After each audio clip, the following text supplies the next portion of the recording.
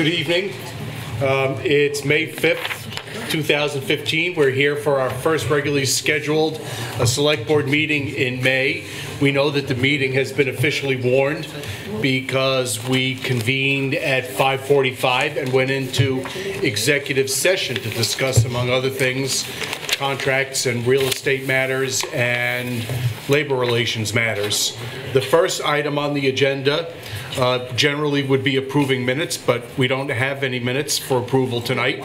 I'll also note, in terms of the order of the agenda, we have a nice ceremonial event where we'll be swearing in and re-swearing in a series of police officers, and hearing no objection, once the town clerk is here, we'll take that item out of order. Is that okay with everybody on the board? Yes. Excellent. So we're waiting for the town clerk for the swearing-in ceremony. So the next matter on the agenda is chair's remarks, but we only met last week, and I have no new remarks. It's nice to put in the screens instead of the storm windows. And we want to thank the firefighters for their diligence and hard work in extinguishing the fire out in West Brattleboro near Melchin Road.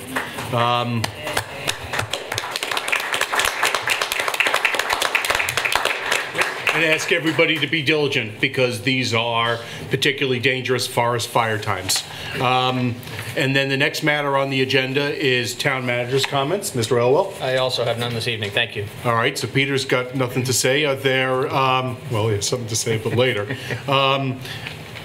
Any comments or committee reports from anybody on select board? The Waste Management District meets next week, so nothing to report yet. Police fire, I'm not sure when we're meeting. So. Hope soon. Nothing under select board comments and committee reports. Is there anything under public participation? Nobody's here to speak to something that's not on the agenda. So the next matter on the agenda is to convene as liquor commissioners. I'll also note that the fifth member of the select board is here and available tonight for our meeting, but she's on call, and so she is taking a phone call, but she'll be joining us soon. So we're ready for a motion to convene as liquor commissioners. So moved. We have a motion to convene as liquor commissioners. Is there any discussion? Hearing none. All those in favor, please say aye. Aye. Anybody opposed or abstaining? That carries 4-0. On our liquor commissioners agenda, we have 6 applications for alcohol vending for the Strolling of the Heifers Friday Night Street Festival. I expect that's why Ms. Munsing is here. Do you want to come to the table? It's a chance for some free publicity about Strolling of the Heifers. Absolutely. And so, We'll take it. Yeah, go right ahead. So Strolling of the Heifers takes place June 5th, 6th, and 7th. It's always the first Friday. And we've been working very hard to create the most enjoyable, fun, marvelous agricultural Mardi Gras for Brattleboro. The governor is coming. Bernie Sanders specifically told me if he's in Brattleboro, there's nothing that's going to keep him away from the heifers. So that will be very exciting. And we've got a lot of great events, including some tastings at the River Garden, where we have our bread cook-off, and the governor is going to present once again the winners on Main Street. So we're excited to have everyone come out and celebrate the warm weather, which we've been very much looking forward to. Thank you, Orly. So we have 6 vendors who are looking for alcohol vending permits: Appalachian Gap Distillery, Champlain Orchards, Go America Go Beverages, DBA Whistle Pig Whiskey, Saxon's River Distillery, Vermont Distillers, and Vermont Spirits Distilling Company. Do you want to tell us about any of those specifically? Yeah, we did it in previous years, and it's a very, very small sampling. There'll be whiskey, there'll be apple brandy, maple spirits, bourbon, wine, raspberry liqueur, maple liqueur, coffee liqueur, rye, and maple bourbon. So one thing that the folks need to understand is that all these distillers are using farm-made products. And it really adds value to the agricultural economy in Vermont. So we're very excited to grow this for Vermont. And Vermont is really gaining in the wonderful spirits that we have here. So we're very excited to be part of the marketing machine for that. Orly, do we think that this is all of the vendors, or will there be any more that will be presenting applications, do you think? I don't think there's any more, because I think we worked with the idea with Annette that you needed to know by a certain time, and yes. I think it worked out really well this year. So. Excellent, thank you. Anybody have any questions from the board? Just a comment. I went last year, and the vendors were being really careful about checking proof, which I was really happy to see. And I don't know if it's fair to call out one in particular, but the maple bourbon from Saxon's River is just really good. And I wound up buying a bottle of it and taking it up to a party in Putney where there were a whole bunch of 30-year-old children of my friends, and very sophisticated crew, and they went through that bottle really fast. So it's great stuff. Did you want to follow up with anything? I was going to ask about checking IDs, but David just said it went well. And we also have a lot of volunteers who are standing, watching. And there's other things going on there. The bread competition, sampling, and other vendors in the River Garden who are showcasing their breads, their jams, anything to do with our bread competition. So there's lots of food as well there. To soak up the... To what? Yeah, well, it's important. It's important. Any further comments or questions from anybody on the board or anybody who's in attendance? I think we're ready for a motion. I move that we approve special event permits for Appalachian Gap Distillery Incorporated, Champlain Orchards Incorporated, Go America Go Beverages, doing business as Whistle Pig Whiskey, Saxon's River Distillery LLC, Vermont Distillers Incorporated, and Vermont Spirit Distilling Company, doing business as Vermont Spirits. For the Friday night festival, street festival sponsored by Strolling of the Heifers at the River Garden on Friday, June 5th, 2015, from 5:30 p.m. to 8:30 p.m. Is there any further discussion? Hearing none. All those in favor of approving the special event permits for those 6 vendors, please say aye. Aye. Anybody opposed or abstaining? That carries 6-0. Thank you, Orly. Thank you, and we look forward to seeing you at the fun Strolling of the Heifers. 6 vendors, 5-0. You did say 6-0. Sorry, John voted twice. No, David did, because he loved it. All right. I think we're ready for a motion to adjourn as liquor commissioners. So moved. We have a motion to adjourn as liquor commissioners. Is there any discussion? Hearing none, those in favor, please say aye. Aye. Aye. Any opposed or abstaining? That carries 5-0. We're now into old business, unless the town clerk is here. Is the town clerk here? No.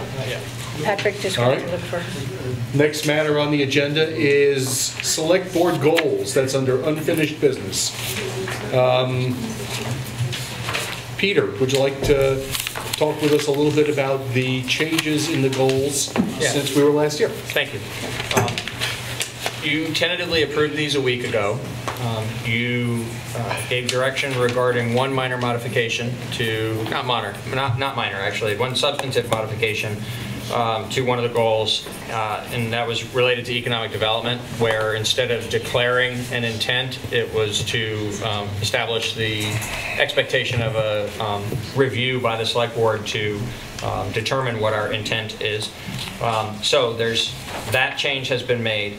In addition to that, staff did make one minor clarification here. That was down under the category Other, related to the skate park and dog park, just in terms of the timing of that. When you asked us to add timelines to this, in this term of the select board, it is not reasonable to expect that there would actually be construction of the skate park. But we are hopeful that we would arrive at final plans. So we made that revision here to indicate what can be accomplished in this time frame. And then the most obvious change to this document is that you made a request that we establish time targets for each of the applicable goals. There are a couple that describe more of a general intention of the board rather than a specific achievable goal. And so those don't have timelines. But in every other case, what we've done is added at least a final deadline, if not an interim. In some cases, there's an interim and then a final date that's attached to it. We do believe, this has been generated by staff for your consideration tonight, and we do believe that the timeframes that we've provided are in that sweet spot between being, just kind of pushing it way out there so it's comfortable for us and, not requiring us to move assertively forward with these. We do think that this is going to require continued action throughout the year, but we also believe that these are not unrealistically short timeframes. We think we're in that happy medium that is ready for your approval if you're comfortable with what we've set forth. Any questions from anybody on the board? I guess I have a question about the comprehensive review and the long-term financial plan. I was surprised to see the 7/31 and the 9/30 dates. Okay. So I don't think, Peter, you've yet really done a full public description of what the comprehensive review involves. Do you Right. plan to do that sometime? Yes, in fact, that'll be on next week's agenda when we have the special meeting regarding the other funds budgets, the budgets beyond the general operating fund of the town.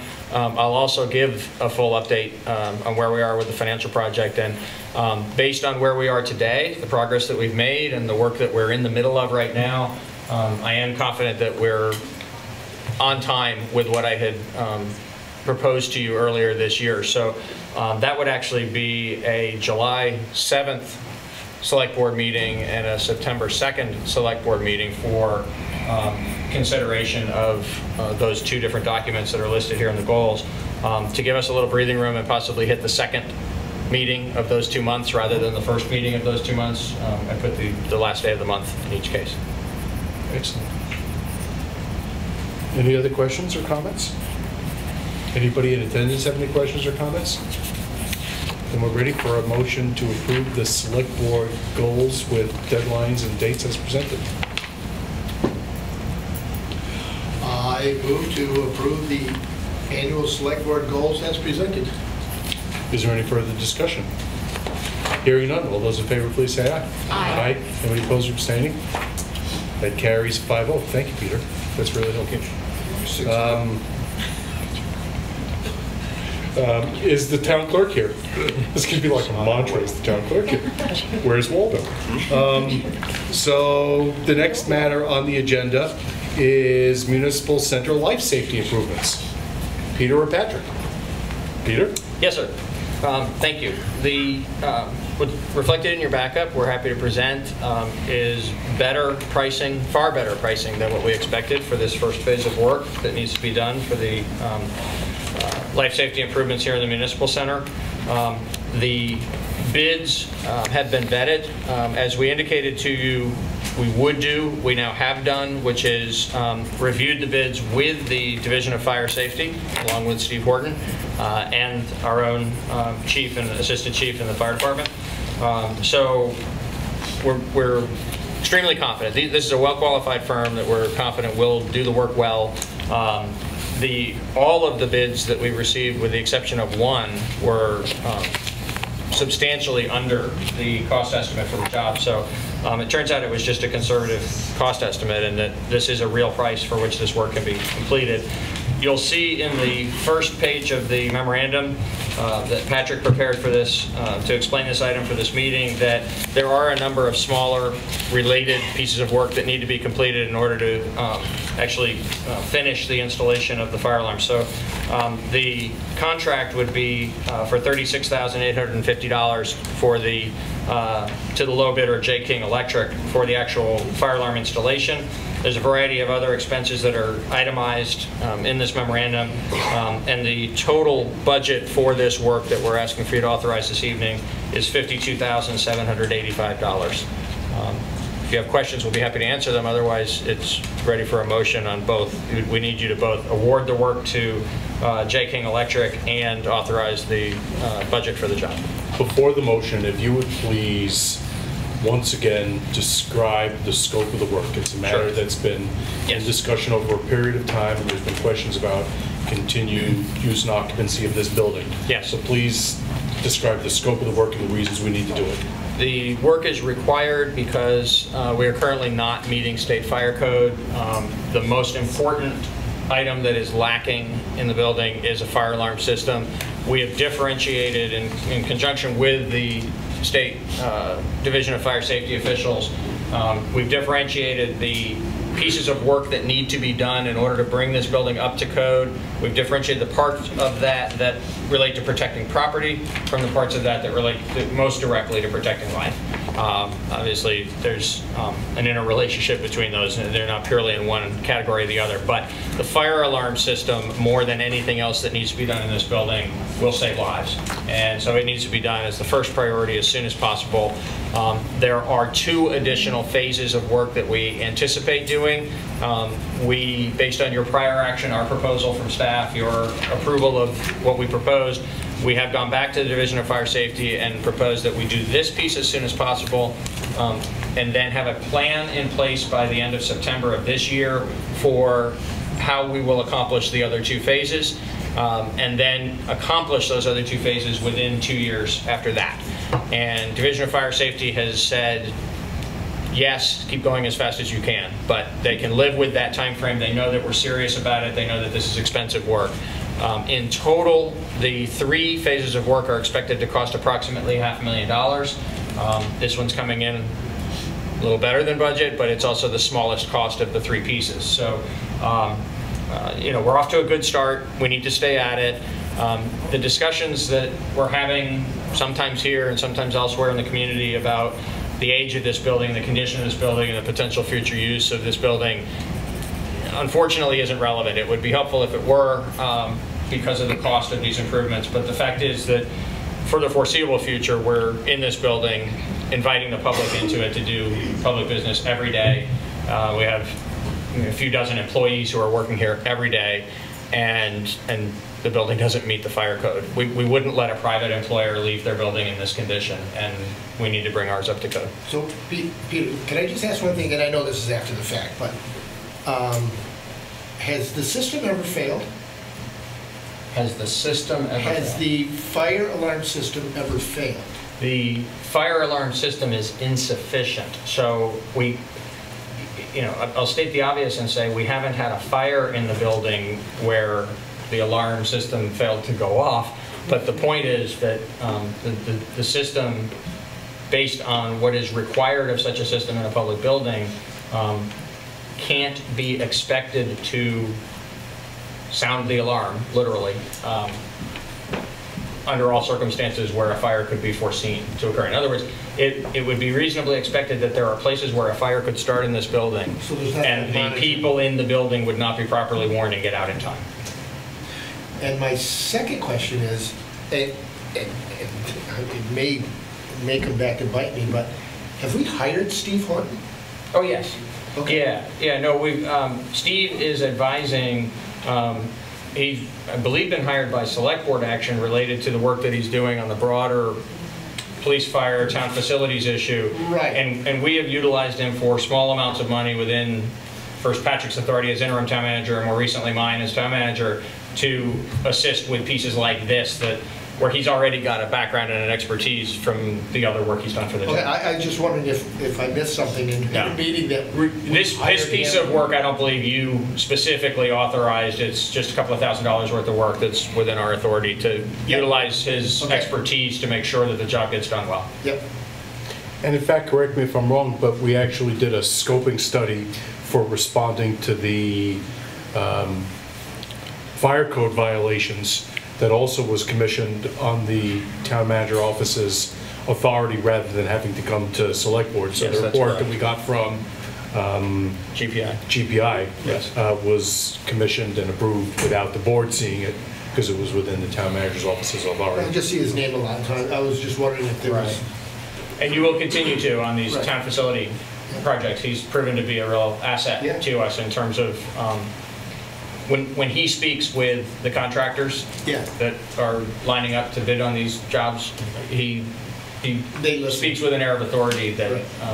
others of us couldn't bring to that conversation. He's protecting the town's interest well.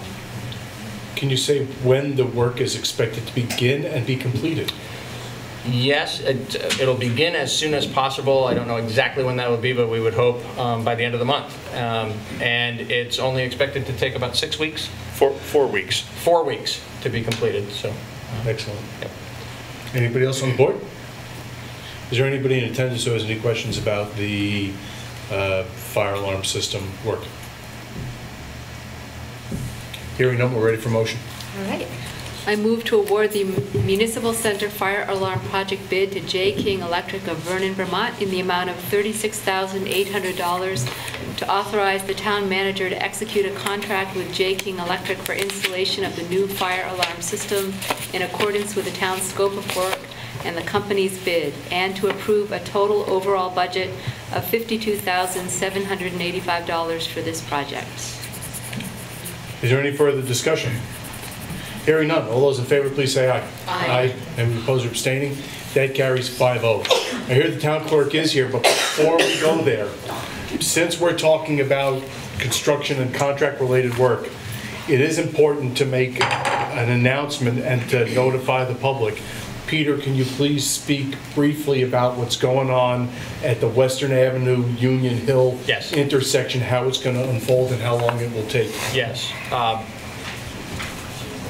I wish I could answer how long it's going to take. I don't know for certain of that, but it has begun in these last couple of days, and it will be ongoing now for the next few weeks at least, possibly a month or so.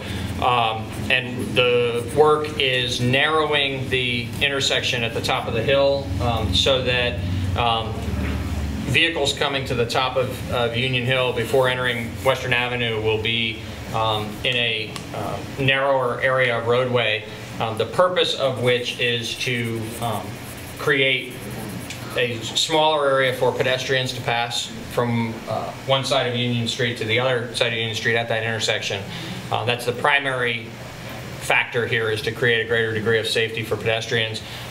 We do think it's also actually going to help for the movement of the vehicles as well, because of the geometry being something that's going to feel more like the way a road usually enters, usually meets up with another road, instead of that very wide open area that exists at that location now.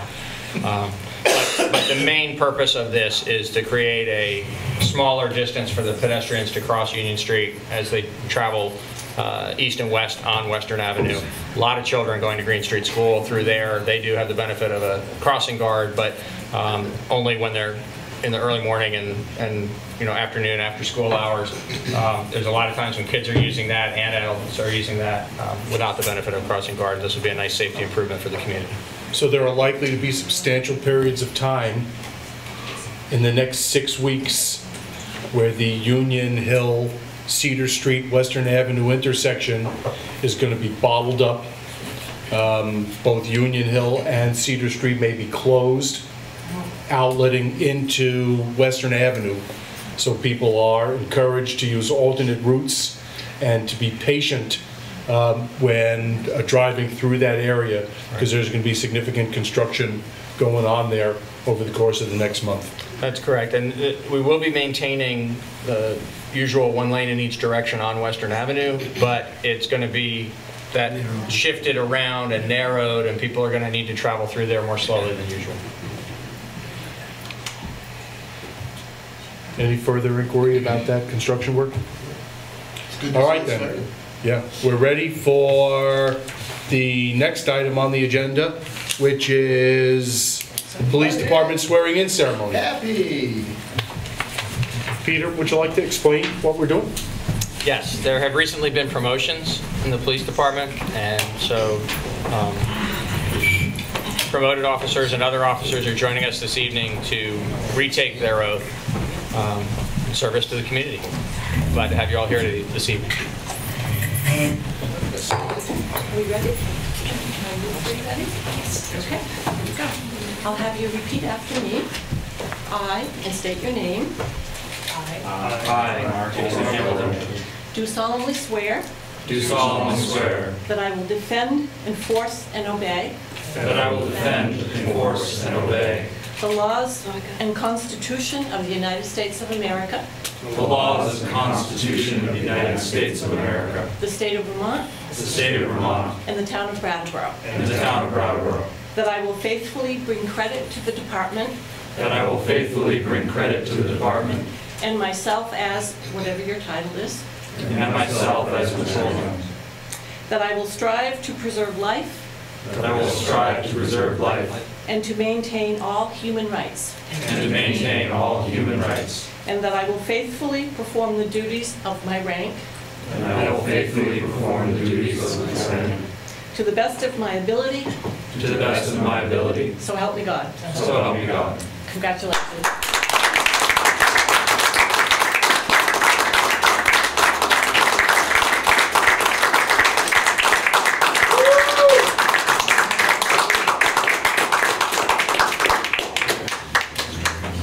Now remember, my truck is the F-350. Silver. Stop that. No.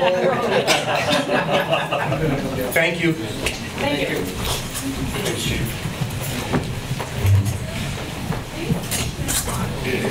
You're the chairman the other day. And you know better than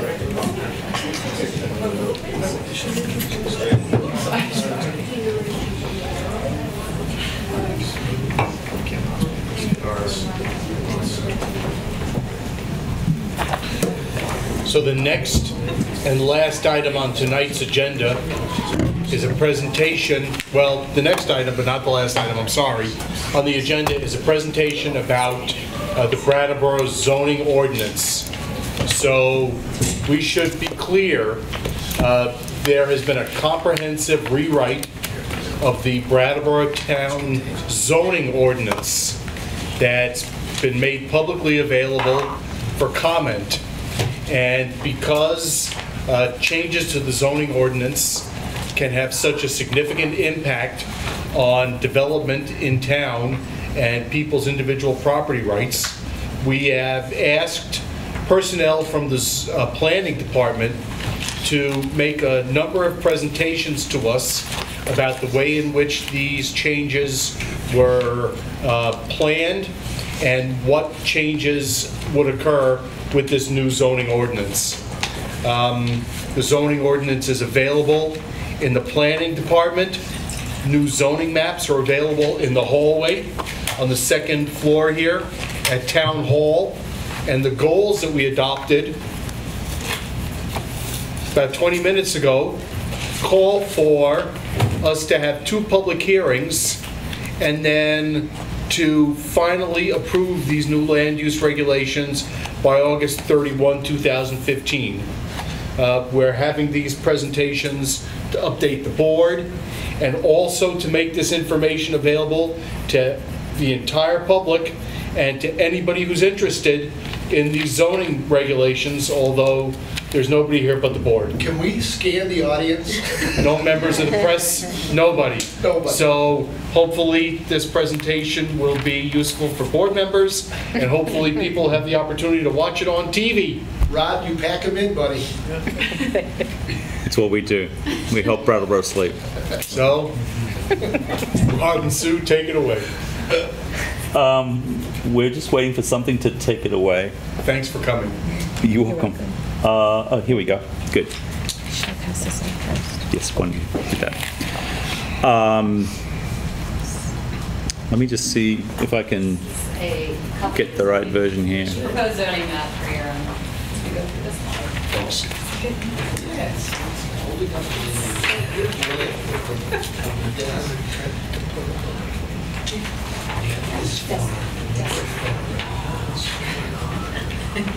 Thank you, ma'am.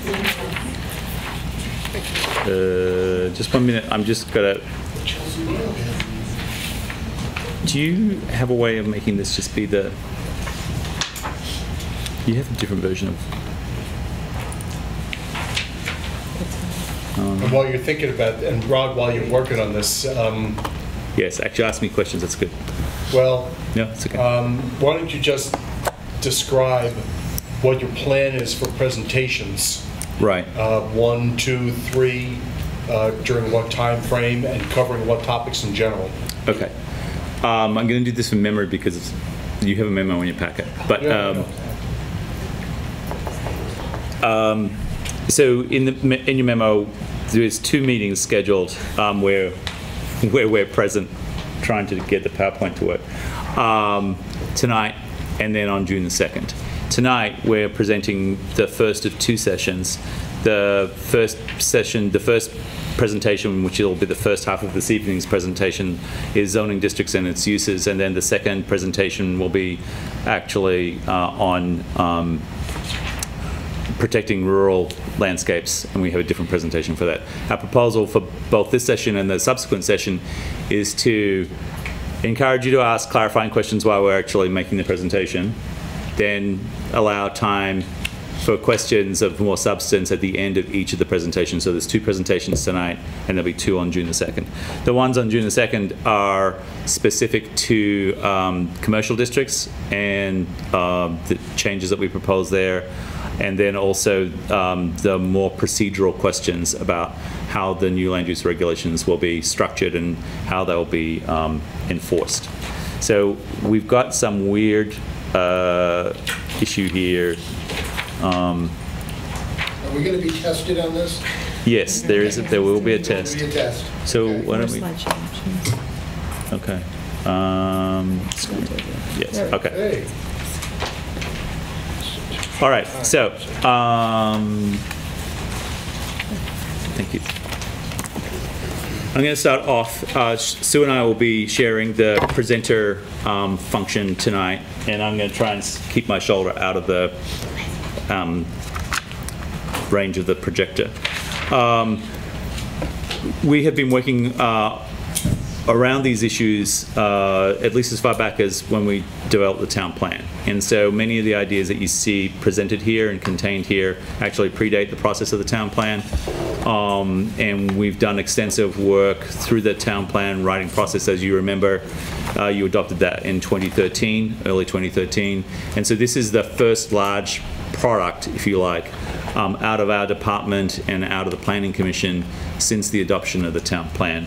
And this was the key goal and the central goal of the town plan itself.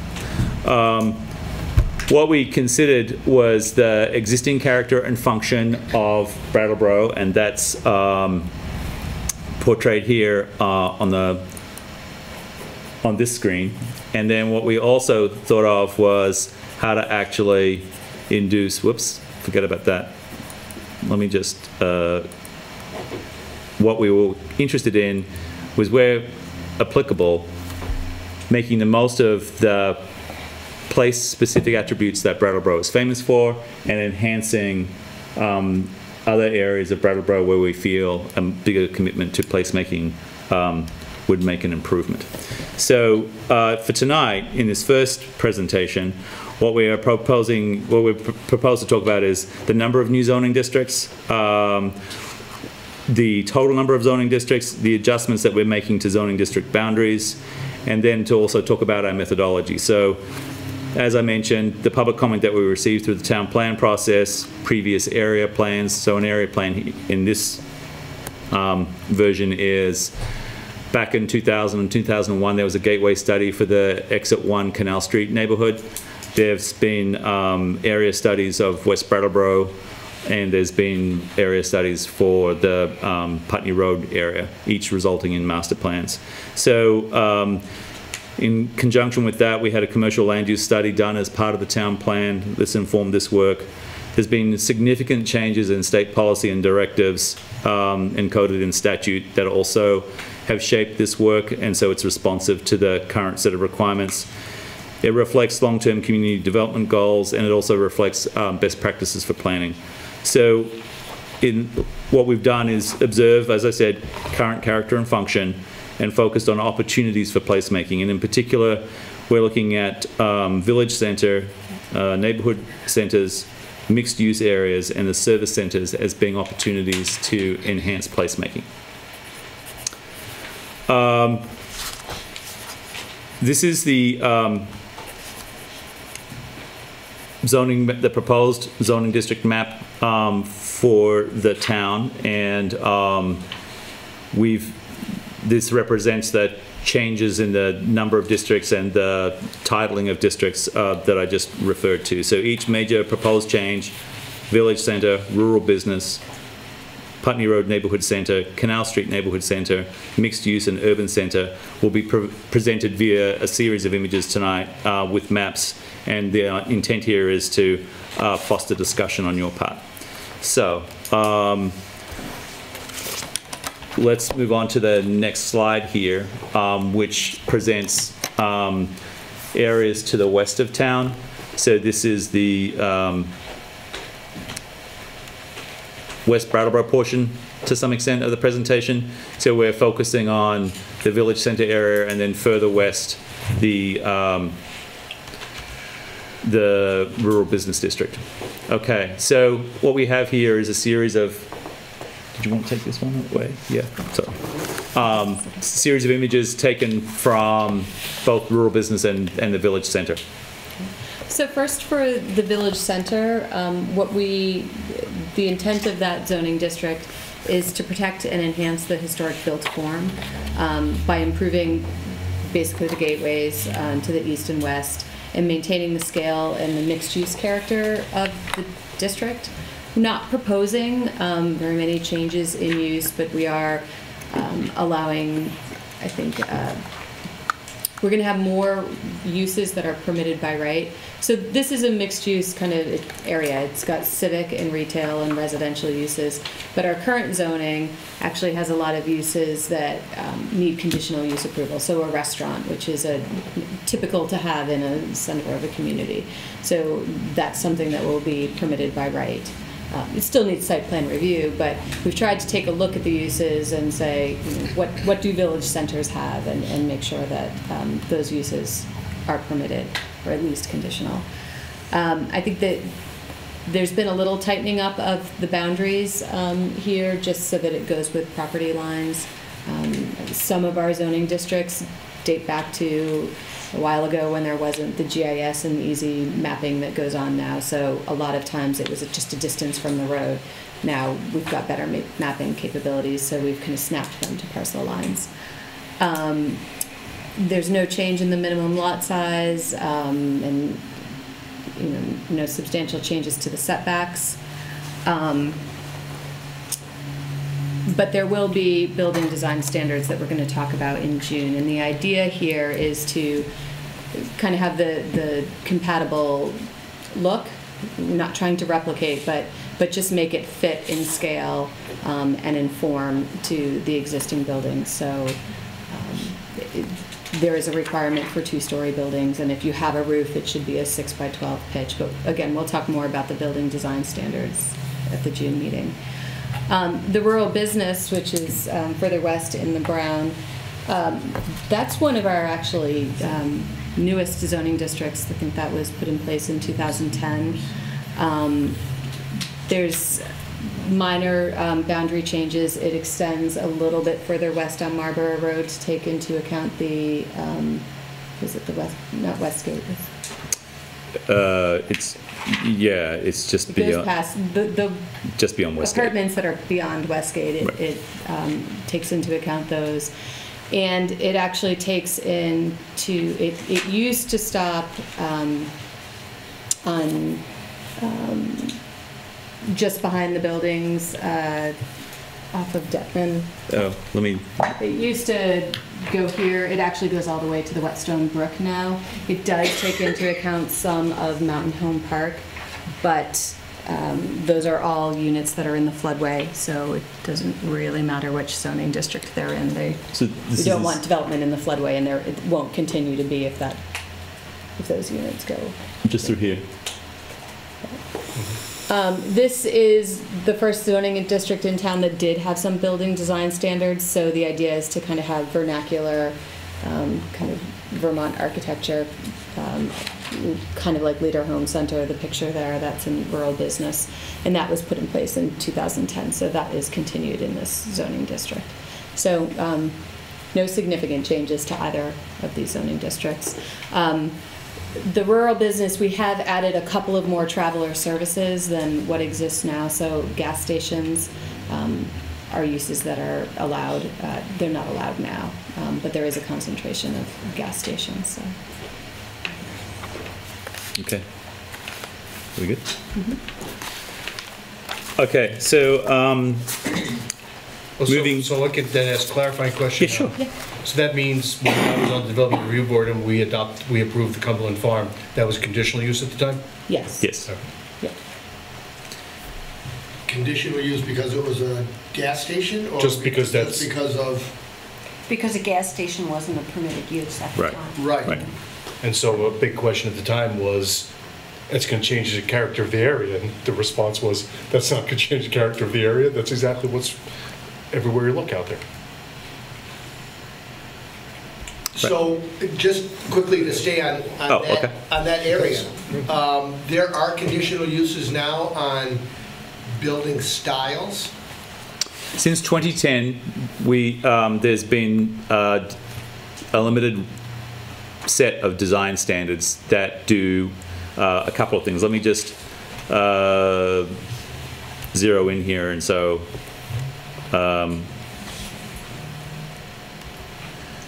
this image here, which is of the lumberyard, the Little Homes site. There's a couple of important things here.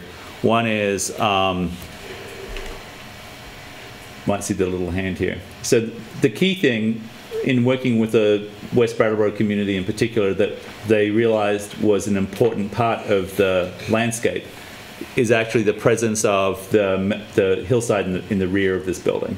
And so right along that northern side of Route 9, there's a hillside that's predominantly conserved land, so it's going to stay a wooded hillside. What we struggled with, but resolved through a couple of different design standard controls, was that in fact people wanted to preserve that view. The question was, we were trying to control land use in the foreground, which is in a different zoning district from the view shed that they wanted to protect in back of these buildings. And so what we came up with was a set of design standards that would ensure that whatever was constructed there would conform to the Vermont vernacular rural architecture, as this building actually does, and then be sited in such a way that it didn't block or reduce the view of the hillside in the background. And that's a placement on the site question, and then also a question about how to arrange parking and circulation on the site. So that's mostly that, and the total size of the building, that's the set of controls that are in place right now. For the, as far as I know, and so we can compare that to the more traditional 60s era roadside development that is a part of the district now, and so those two different properties are a good point of comparison in terms of moving forward. The expectation would be more like the former rather than this one here. And the work on setting up this district initially came from the West Brattleboro master plan, and so there's a lot of work that have been put into that and a lot of consensus on what the design should be, because this is really a major gateway to town. Right. Drop Right. down and boom, so. And so they didn't want to eliminate the low-density commercial activity that's a feature of this district and arguably is a feature of many, the outskirts of many country towns in New England. But what they did want to do was ensure that it wasn't generic, contemporary American highway land use, more like Route 9 in Hadley, or Route 7 in Rutland, south of Rutland, or something such as that. So there was a strong effort to protect the gateway function and to enhance the setting so that the assets that you see, again here with the hillside, remain part of the landscape. Yeah, and just before we move to the next slide, if you don't have any other questions, I would want to point out that, okay, I want to point out too that we've actually set maximum square footage for building is one of the zoning or district standards. And so in the rural business, we wouldn't want a footprint that's greater than 12,000 square feet. So that also can help control too much of the kind of strip, Right. large scale retail. And as a point of comparison, the Walgreens on Canal Street is about 12,000 square feet. It's 14. It's a bit over 12,000 square feet. It's 14. So, And what about the IGA and the strip on the other side? That's bigger. They're probably bigger. yes. And as you will know, they're not used. I mean, you know, they're being petitioned. They don't function effectively at that size. And we've talked about it because in most of the commercial districts that we're going to talk about, there is a maximum building footage, and the way we define it is kind of per unit. So in a shopping plaza, it can be per unit. Did you have a question? Well, my question was if Dollar General were to come, say it wasn't built now, but they came and wanted to build a Dollar General up there, this would prohibit them from doing it? There's actually a history with Dollar General on this than their site right now, and they initially did propose to build a building that was, from memory, bigger than 14,000 square feet. And then due to various other technical factors associated with the site that they were looking at, mostly to do with the special flood hazard area, they settled on that existing structure and made that work. That's a good outcome, I think, for Brattleboro, and I think it's been an okay outcome for them. They typically, like many businesses in their market, prefer to build their own buildings because people recognize the building by its shape and by its lighting. So the building becomes synonymous with the business, like a Walmart. But I think you know, they're successful where they are. But if they wanted to, if they were starting from scratch, like if It a would grocery store it prevent them from being in that district. Yes. So if a grocery store wanted to, somebody wanted to build a grocery store out there, unless they built it like to look like a country store, they couldn't build it. So there's two approaches. There's the shopping plaza type approach, so which would mean that each unit could be up to 14,000 square feet. I think the other part of it, then when we did the commercial land use study as part of the town plan, the grocery store business is such that the focus is on bigger sites and bigger stores, and the market wouldn't withstand another large store. There's not enough commerce happening in West Brattleboro to satisfy that demand, and it's not a significant enough through route to meet the minimum passing traffic requirements for a contemporary grocery store. So what you're really talking about is that's got a regional market, and the only area in town where that's being catered to is basically Putney Road. And so there's two things that are important about this. One is that this area of West Brattleboro is not likely to be a site for a grocery store, and on the basis of the existing zoning from 2010, it's not something that's going to be easily permitted there either. I just worry sometimes about putting too much restriction on, because does that inhibit building? You know, does that inhibit business? Does that? Well, I mean, there's a couple of other factors that we've alluded to. This is a pretty challenged area in terms of the special flood hazard area. Right. It's static in terms of passing traffic, so the vehicle counts on Route 9 have not increased dramatically in the last 10 years. The population is static, and so from a market opportunity, there's limited reason for a developer to take the risk of building a large commercial property in this district. And the expressed view of the citizens through an extensive planning process is that they would prefer this district to actually not be given over to those kinds of uses. So, you know, I think the market reality is, in some ways, complements the local community's expectations and standards. So, really, in a short answer, the likelihood of somebody wanting to build a large building here is actually pretty small. Well, it's not so much a large building, and you, David, you brought up Cumberland Farms, and so if, and you can correct me if I'm wrong, but if you listen to the vocal minority out there back then, Cumberland Farms would have never been built. And I think in reality, it's been a good business for that end of town.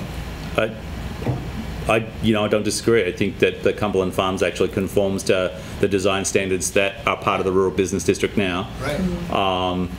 And that it is busy and viable as a business, and that people enjoy having, what is a convenience store and gas station, which is the 21st century version of a general store, and that's what it is. And so but it was very contentious. It was, and I think it's settled down. And but I also think that the reality is that a store that size, or maybe a little larger, is about as much as you could reasonably expect it. And under the revised land use regulations as proposed, it would be allowed to be built without all that fanfare. Right. Right. It would be a straight shot. Right. Actually, it wouldn't be as contentious because it wouldn't be a conditional use. Yeah. So to answer your question, then, it's making it easier Good. to develop. That's what I'm hoping. But it doesn't make it easier to build a bigger one. Not a In other bigger words, one, How exactly. big is that? I mean, that's Right. about, how big is that? Oh, that's The Cumbie Farms? 8. It's the standard. It's probably 7.5 or 8 tops. All right, so it can go to 12 with that sort of design standard. I should say, Go bigger. gas stations are still a conditional use, so it would still be reviewed under a set of conditional, review criteria. But I think it's, I think that a similar development would not struggle. Yeah. What I would say is under the existing zoning, it's not allowed at all. Right. Gas stations are not allowed in the rural commercial that exists now.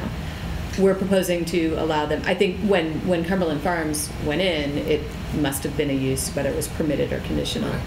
It's allowed back, it's a conditional use. And for us, we really looked at whether we were going to make something permitted or conditional based on potential impacts. So a gas station has a lot of in and out traffic. So that's one of the, you can look at traffic under conditional use Right. review. So that's why. Well, I'm certainly not saying that I'd like to see more gas stations Yeah. on where Right. they're at, but, again, Right. I always worry about the restrictions that we put on. I think for the most part, it's one of those things that's hard to measure in Brattleboro because we haven't had a lot of testing of the rules, right? Because there's not been a lot of activity there, and it's not the only part of town that's been quiet from a development standpoint. But we think that they're fairly mild design standards, and the review standards are pretty clear. So it gives a clear indication to a developer as to what would be allowed, and we think it conforms with the design sensibilities of the newer buildings in the area anyway. So it's, and there's if you think about this building here, that stands in quite strong contrast to the Dutton Farm stand. Both would be permitted. Both are permitted now under the existing regulations, and both would be permitted from a design standpoint under the proposed regulations. So there's a pretty wide spread here. It's not that restrictive in terms of the design requirements. And so I think the question about the floor area or the size of the building is mostly resolved by market conditions, not our restrictions. So, and just because West Brattleboro has always been a hot button, what if a McDonald's wanted to go out there? Well, again, I'm going to preface it by saying I'm very familiar with McDonald's demographic requirements, and we're lucky that we've got the one we've got on Putney Road. Exactly. So yes. I feel like it's important to say that we are at a very low risk of another McDonald's on Route 9. That being said, if they were willing to take that very daring step, as long as they conformed to the Vermont vernacular architecture, and I think we've got some drive-through restrictions. Sure here. I'm just looking. That, anything's possible. I just found out, this is totally off subject, that Burlington, you can't have drive-throughs At all? at all. Anywhere in the city limits? Anywhere in the city of Burlington. Well, that's easy for Burlington to I do. know. They They don't have a highway. It blew my mind that I just Right. found that out last Right. week. Yeah, they don't really have a highway I mean, Burlington's a tiny area and it's heavily settled, so. But I just don't understand, Yes. but that's off subject. Right, so. okay. I want to clarify. Get us a I think in the initial presentation, Sue, you said that gas stations like Cumbies were permitted use. So it sounds like it was conditional use, but now in the current rural business, it's not allowed at all, and it's going back to a conditional use. No. At some point, when Cumberland Farms It was. was a conditional use at the time. Okay. I know that. Right now, under existing zoning, which is called rural commercial, gas stations are not an allowed use at all. So there could be no more gas stations, and what existing becomes non-conforming. Right. And But grandfathered. new Unless you get a zoning. variance. New zoning, it will be a conditional use. So it's back to the way it was when you permitted the Cumberland Farms. So we've had this brief interval of time between 2010 and now where gas stations are not a permitted use. And we're proposing in these new regulations to allow it to be a conditional use once again. So it's a relaxation right, of the restrictions. Right. And John, I heard you mention, could you get a variance? Just one thing with uses, you cannot get a variance under Vermont law for a use. Right. So only dimensional standards. Just can you do. dimensional. Yeah. So if You the have to get use a isn't zone in there, You're out. you're out. Right. That part we're clear on. Well, Or I you guess I could won't change put my the gas zoning, station out but. there. Yeah. I'm afraid you won't. So I want to talk a process Sure. issue. I think this is a very useful way to be proceeding with this level of dialogue. I don't know if this is what you were contemplating or not. We've got a lot more slides, but that's okay. But This is but fine. this is good. fine. But on the other hand, it's not clear to me that we're going to want to go doing this till 9 o'clock. So we've already been going a half hour, I think. And if we need to break it up, then we'll consider doing that. But a time will come, 8:30ish, when we're going to start drawing to a close, I would think, unless anybody disagrees with that. I have to get my daughter at night, so. Right, and I think that 2 hours worth of this sort of presentation will probably be too much in a given I night. think the only thing is that West Brattleboro has always been just a hot button, and you just happen to start off with that, and I don't mean to ask So many when you're back questions. into town. This is, I think, very, very useful. It's very helpful Okay. for us. All right. Are we ready to move on? Sure. Okay. Thank you. So now we're going to talk about the Putney Road area. Oh, another one. And so we'll start way up at the north. We have in the darker purple, we have the industrial zoning district. Well, first of all, we'll talk about Putney Road in general. So basically, there's extensive development from the 1980s, generally the 1980s, that has been oriented towards the automobile. The lower portion has, so kind of where this neighborhood center is, has roadside development patterns that are more consistent with the 1960s. In fact, we saw some of the earlier zoning maps when that was the commercial zoning district. And then, but in that area where I've placed the stars, there actually is some residential development. There's several condominium and apartment complexes and some homes as well. So you don't see that as much when you get into the service center. There might be some residences. But. So this is a good way of actually seeing a hidden residential. So through the trees here, there's a series of condos. This is taken from the Goodyear Tire Shop looking east towards the Connecticut River. And it's a little known residential neighborhood that's somewhat isolated. Right now, this, if you could zoom out that, this entire Putney Road area, comprising the neighborhood center, the service center, and the industrial zoning district, has 9 zoning districts, and the water and recreation. There's 9 zoning districts in there. So we've attempted to simplify it, and some of the zoning districts, like on one side of the road, you can have this use, but on the other, you can't. I mean, it's not very distinctive. So with the industrial zoning district, we've had little change in the area or to the list of permitted or conditional use. We have kind of tightened it up. So so that there has been some bleed into commercial and office uses in our industrial areas. We don't have a lot of great industrial land, so we have kind of scaled back on the retail and office uses to preserve what we do have. And the boundary there, right now, it doesn't go to Route 5. The Agway and the Lamplighter housing that is on the east side of Putney Road is in the commercial district, not industrial. We actually have snapped it to Route 5 because there is some flat land that might be developable there. The service center, we have decided to reserve that for the larger scale buildings.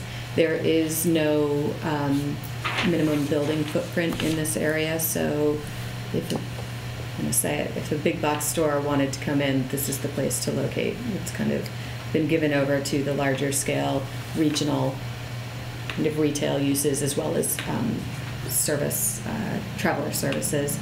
Right now in the existing zoning, if you wanted to build a building, is it over 60,000 square feet? 64. 60, yeah. You would need to do a economic impact assessment. We've also removed that. So large buildings would be a conditional use, but is the scenic corridor still in there?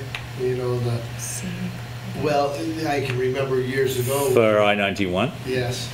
No, it was a state initiative, and right. I mean, we've enhanced it, of course, but no. Okay. So on that key point, so the economic impact assessment requirement for buildings over 64,000 square feet is eliminated.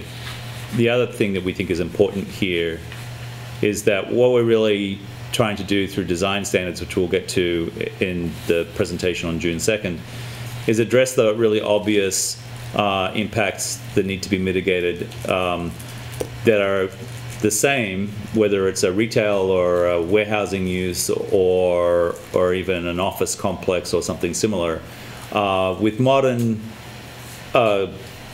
standards with regard to noise, dust, and other environmental factors. The single biggest set of pressures that we need to mitigate from a land use planning standpoint are actually associated with traffic, with vehicular traffic. And so at that level, it doesn't really matter whether it's people going to work at a 24/7 facility like CNS or people going to a large retail complex. So for us, from a land use standpoint, what we're really trying to do is implement meaningful standards that will measure that impact and mitigate it in a reasonable way. And so that's part of the thinking behind having the service centers be as broad as it is in terms of the set of permitted and conditional uses. Does the fact that, and correct me if I'm wrong, that Route 5 is state, that is state run, right? Yep, at this point, yes. At this point. So the switchover is at Vermont Avenue, basically on the section of Putney Road south of the Veterans Bridge. Okay. So does the current plan for Route 5, the roundabouts, have any effect on the land use, the use permits up there, or? No, I mean, because I don't know if that'll ever happen anyways. Well, that's a question that no one knows the answer to right now. Right. But this is this proposed zoning, the land use regulations that we're proposing for Putney Road don't require that project to be in place, and don't, but also it's no conflict. They're just, it's compatible with the existing road, and it's compatible with the proposed road. What we've done with a lot of development that's gone up here is that we usually pull out the plan and we kind of check where the building is set back to say, oh, this might be an issue. This the front setback for this district can be anywhere from 10 to 100 feet, so it does allow for buildings to be further back. So. Right, and we have the layer, we have the GIS layer from the state showing the location of the proposed roundabouts, and there's been 2 developments in the time that we've been in the office where we've made sure that the applicant is aware of that information before they make a decision about literally where they're going to locate the building. And so the Sunel building is a key example of one that was located with reference to the proposed road. I just want to mention that the work here along Putney Road is an outgrowth of the goals of the master plan to consolidate the industrial town plan, to consolidate the industrial areas, to make more sense out of the service area, and to acknowledge the residential uses in the neighborhood center, rural elements of the town plan. I have two questions. I think I was smack in the middle of the efforts to adopt the big box ordinance for one reason or another. I can't remember exactly why. Maybe I was on the zoning board at the time. Must have been. The DRB could be. And that was a very politically charged discussion. And I think I recall the first run at removing the big box store provisions of the ordinance came in the town plan. And then we sort of toned that down. And now it's coming through in this proposed zoning ordinance. So we should say clearly, even though there's nobody here and there's no press, and I don't know who's watching on TV, for anybody who's listening and cares, the big box store ordinance that was adopted some 10 or 15 years ago would go away with this new zoning ordinance, and large-scale commercial development would be reviewed like all other uses in these districts, except, I guess, if it's that big, it would be a conditional use as opposed to just a permitted use. So what's the line between permitted and conditional use in terms of footage? 64? No, that's currently. That's current. Conditional uses are shop or stores that are 25,000 square feet or more. All right, so anything over 25,000 feet, it would be a conditional use. Yes. But other than that, the big box store ordinance would be going away. Do I have that correct? Yes, you do. All right. And we had a big discussion in the planning commission about that. And it focused on how retail has changed just even in the past 10 years with the internet and a lot of other factors, and that also the climate of the town has changed, and that commerce would be more welcome. All right. The other inquiry I have relates to the goal of having pedestrian routes and the need to construct sidewalks. I recall consistently during the 9 years I was on the Development Review Board that we would require either sidewalk to be built or money to be put in escrow, with the sidewalks being on the plan to be built at a later time throughout these districts. And so there are pockets of sidewalks in various places on Putney Road, and we actually had a request at town meeting to look at pedestrian issues as you get from Friends of the Sun down to the bridge. And I'm wondering to what extent that requirement of building sidewalks in order to fill out the pedestrian routes carries into this new proposed zoning ordinance. It's absolutely there. Yes. Yeah, and I mean, I would say that even in the last, or since I've been in town 6 years, there's been more segments of sidewalks that have been built up there because it is a requirement. Right. It can get challenging when the state right-of-way is... Right. So there have been some instances of that, like with Royal Plaza. We didn't get a sidewalk there because of where the right-of-way is. Right. The factor there that we couldn't account for was the state's inability to accommodate a sidewalk in their right-of-way. Thank you. Yes, you're welcome. Do you want to move on? Do we just want to finish up? Oh, sure.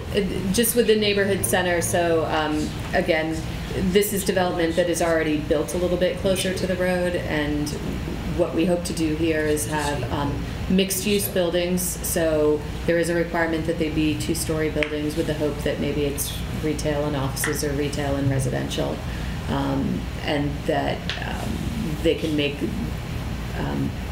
take advantage of some of the amenity that exists there. So whether it's the Connecticut Riverside or the Retreat Meadows. So from both this side of Putney Road, which is the eastern side, and then this side, which is the western side, both these, I mean, this is a sort of a narrow spit of land split by Putney Road. Both these parcels have stunning views across this whole area here. So at this time of year in particular, when the leaves haven't come out on the trees, these people have a clear shot right across to this slope here. You can see the Harris, in fact, the Harris Hill ski jump is clearly visible from the front of these condos as it is from the back of the Goodyear tire shop. And so what we would say is that that's a level of amenity that is currently not being taken advantage of, and that the neighborhood center, through thoughtful design and layout, would be able to actually take advantage of that. Okay, so these are just some examples of what we would hope to encourage in a neighborhood center. So, well, the two pictures on the left obviously are views of Brattleboro. Yeah. So this is exactly what I was talking about. So this is shot from the back of my pickup truck outside the church on up where Town Crier Drive. Right. Right, and it was 2 weeks ago. Not the snow. No, it was about 3 weeks ago. And this is a shot, the same shot. That's the antenna of the truck. It's a little closer up. On the right here, this is St. Albans? No. Newport. An example of a somewhat in character building, sort of a little oversized really, but definitely taking advantage of the lake in the rear here. So it's an example of waterside development or development taking advantage of the setting. And then this is from South Burlington and gives you, let me just sort of zero in on this a little bit. So the point of this image is, what you see upstairs here is actually, these are umbrellas for picnic tables. This is a combination office and apartment. It's retail space down the bottom. It's nothing super special. It's just done with some subtlety. There's a limited amount of parking in front. The parking is on the side. All these subtle standards are important and are included in the proposed land use regulations that we're suggesting, up to and including, you'll see the rear entrance for the upstairs dwellers separate from the retail focus at the front. And so there's some important quality of life issues that have been addressed here in terms of making the amenity for the upstairs residents work, as well as the major retail space down the bottom. Rod, did you say that was Shelburne Road? Was that in? I don't think it's Shelburne Road. Oh, actually, yeah, it is Shelburne Road. Yeah, it's Shelburne Road. Just next to the Lake Champlain Chocolate Factory outlet. What can I say? I've been up there the last month and a half, and I tell you, at Shelburne Road, if we could ever achieve on Putney Road, yes, exactly, what they have on Shelburne Road, right. And Shelburne Road used to be awful. Right. It was awful. And they have sidewalks on both sides, and that's a state road. Yes. Yeah. Well. That's Route 7. Yes, but City of Burlington has a different relationship with V-Trans. That's South Burlington. And so does, the Chittenden County basically has a different relationship. That area with V-Trans. It works very well. Yes, it does. And they've worked very hard on it, I should say. And so this is an interesting area that's breaking up between retail and low density office space and a variety of mixed uses that is a good model for what you could expect on Putney Road. Residential right behind everything. Yes. So it's, what you can expect there, or what you can hope for there. Right. Yes, I think that's an important corrective. Thank you. Yeah. It's hard. Yes, it is hard. Okay, so Exit 1. this is the second of our two neighborhood centers that we're discussing. This one's proposed for, well, this is the Exit 1 area in general, and what we're focusing on is both the service center down here, which is immediately off the Exit 1 ramp, then a transition through a small mixed-use neighborhood which wraps around, again, the neighborhood center. And here you have some existing images. So this is, as you peel off the exit 1 ramp, this is looking north, just as you're about to turn south on Route 5. This is the view across Price Chopper Plaza from the corner of Canal and Fairground, and then this is a little further down. So this would be regarded as neighborhood center in the proposed regulations, and this is again another example of neighborhood center further down. This is the Lotus Graphics site. So let's get back to this service center concept. Here it's a little bit compressed. We think it's an important ingredient. This is the first official exit on I-91 in Vermont. There's the Welcome Center further south in Guilford, and then this is the first exit that you can buy gas or obtain other travel services. So we actually think that this is an important gateway for travelers to Brattleboro. We feel like it could do with some serious rejuvenation, but we also think it's an important function to preserve. It's a little compressed distance-wise, as you all know. There's only 500 feet perhaps between the exit ramp and the end of this area, and then the transition into a mixed-use neighborhood takes into account what is already going on there, which is a series of older homes that have office space on the first floor and apartments on the second floor. Then the transition is into the neighborhood center. When we worked with Dan Burden with the AARP grant on improving bike and pedestrian conditions in town, we focused our energies in this area for reasons to do with the proximity to the hospital and the concentration of the schools just off the screen, just through here. And then when we had the consultant do the commercial area study as part of the town plan, he also focused his attention in this area. And we were able to establish that there's a large residential neighborhood to the west. That accesses services, particularly the schools on the east, and that this section of Canal Street or Route 5 acts more like a river than it's a barrier. It's a barrier for people to cross. And so it's frequently the case that people will drive their children from this side to this side, or if they have to shop on this side, they'll drive from here to here in preference to walking because of the nature of Canal Street at this point. So what we're aiming to do is to actually encourage a much more convivial setting for sort of a neighborhood center. As you may know, Redstone Corporation, which is the owner of this whole plaza, has been for a very long time advertising the availability of what they call a pad site right here, which could be used for a variety of stores roughly the same size as the Brugger's, which is located up here, right on the street, and that would complement the bank and so forth.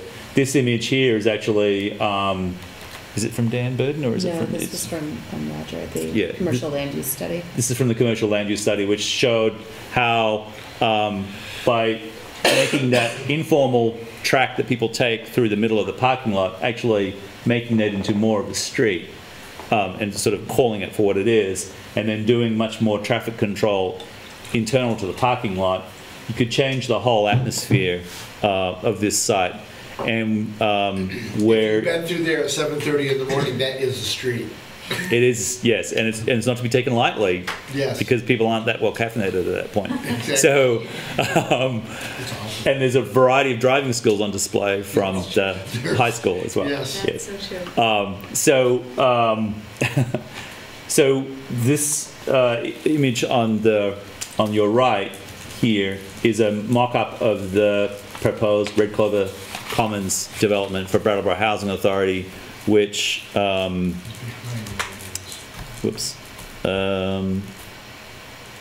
That'll be behind Walgreens, right? Mm-hmm. On Fairground. Right. Why am I not able to get out of here? Hang on. Okay. Sorry. Oops. Which way am I going? The wrong way. Oh my God. Computer. Yeah, here we are. So, yes, in fact, so the Red Clover Commons site is It's right in here. right in here. Right there. And it's exactly the type of infill residential Right. development that we would hope to achieve there. That is a project. It's I think it's a little denser than what the regulations would allow, but actually if it was done as a PUD and had bonuses, it would be perfectly fine. So it fits the square footage requirements and the floor area ratio and all that. So it's So we're excited good example. because it's a little ahead of us and a little ahead of the proposed land use regulations, but we think it's a really good illustration of exactly the kind of development that we'd like to see take place in this neighborhood. And that by increasing the density of residential uses on both sides of Canal Street and then attending to some long overdue pedestrian safety issues, that we would be encouraging foot traffic backwards and forwards across Canal Street with more comfort and security on the part of the pedestrians, and thus this whole neighborhood would emerge more clearly as a functioning neighborhood. Is there some specific pedestrian safety improvements that are contemplated? There is there's been a long-term project in an effort to get the intersection here between Belmont and Canal or Clark. I think this is Clark. Well, that we know there's a Yes. Further out. Lincoln, Further yeah. north. Yes, here. No, the A other little way. further north. Oh, There you go. there. Right there. Right. Yes. That's coming up the hill. Yeah. So, and then further down here, David, that's a good question. So, the corner here of Fairview and Canal is another area where we can look at this. So, this is Fairview.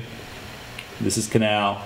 Right now, there's no access control really in effect for this whole corner. So people enter to go to the bank drive-through, or enter to go to the gas station, or enter to go to the drive-through for Dunkin' Donuts, or cut across the whole thing and go to Brugger's, or decide that they're actually going to go all the way here to school now. And so this is really uncontrolled. It's a free-for-all. And so what this image shows is how through just some basic landscaping practices and some tightening up of the access, you would minimize the conflicts that occur at this corner where the pedestrians are pretty vulnerable right now. So, Rob, that purple one in front of the gas station, that is not a building? That's a canopy for the gas station. Oh, that's the canopy, Yeah. okay. And so it's hypothetical. That's a scenario that would play out. And so what we would hope to look at is making some substantial improvements for pedestrian conditions. This intersection here, it's a bit wide, really, that intersection at Fairground Road and the entrance to the Price Chopper. But again, with a little bit more control and bringing the buildings closer to the street, we think that could change the tone and the way people approach that intersection. When school is open, Fairview Street is like I-91. Yes, you live on it. It's Yeah. amazing how Right. much traffic comes from West Brattleboro over the bridge onto Fairview Street, and then Price Chopper parking lot becomes Yes. the speed zone and the let's see if we can beat to get to the light to get to the high school. Yes. Has that spot been problematic in terms of safety for pedestrians, or has that been a high, and I'm not asking you particularly, but been a high accident area historically in Brattleboro? I don't think it has. I don't think it The has either. data- I live in... No, because Right. you run. Right. So We I'm get it's traffic curious. data, Traffic Safety Committee, and I don't recall Yeah. hearing about crashes there. No. It's a little bit surprising. It's a I good... mean, It really somebody is was surprising. Somebody was hit crossing Right. at the Down the hospital, way, that's Yes. correct. but that's not this area. That's Right. not this area. Right. So that's just interesting. Which I'm amazed that there are not more accidents. The Canal Street is much wider where that person It was hit, is Yes. wide. Yes. and that's where we're hoping to put in that flashing light. Right. I like that. It's a good location. Are we happy to move on? Happy to move on. Okay. So the next district is the mixed-use district. It's the orange. Do you want me to zoom in? it's the orange on the map. So these are transitional areas between downtown, the urban center, and the residential neighborhoods, and these are, in a sense, a lot of them are residential. There's a mix of uses going on as opposed to a mixed-use building. And land use has really been evolving here. So what we want to do is recognize that there is a mix of residential and non-residential uses, and allow for it to continue and allow a variety of uses. But so we're a little bit more relaxed on the types of uses here, but in return, we're concerned about the site amenity, so landscaping and where the buildings are placed and what do they look like, do they fit with the scale of the residential neighborhood, and making sure that they're not going to impact the quality of life of the pretty dense residential development that exists there. So the first mixed-use area that I'll talk about is kind of the Canal Street area.